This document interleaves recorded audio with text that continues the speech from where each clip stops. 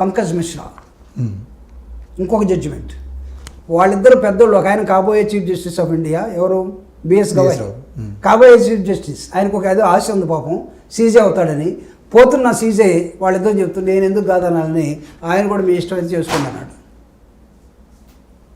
కానీ బేలా త్రివేది, ఏ బ్రాహ్మణ్ లేడీ,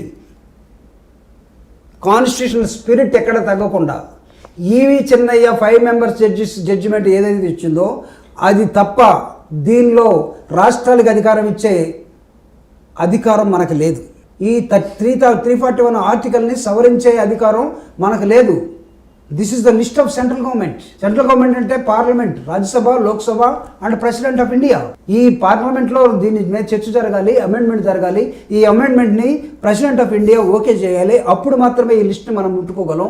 అని ఈవి చిన్నయ్య రిపోర్ట్లో 5 జడ్జీలు ఏమి ఇచ్చారో అదే రిపోర్ట్ని ఈవిడిచ్చింది. దీన్ని నేను కింద పడేయట్లేదు, ఇక్కడ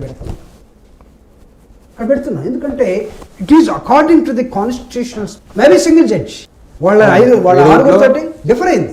ఇన్ని అంశాలు ఉన్న తర్వాత ఈ ఉద్యమానికి 30 సంవత్సరాలు మేమే ఎగనెస్ట్గా, నేను మా సోదరుడు మందకృష్ణ గారికి కానీ లేకపోతే మా సోదరులు ఏంటంటే మాదిగిరికి కానీ ఐఎమ్ నాట్ ఎగనెస్ట్.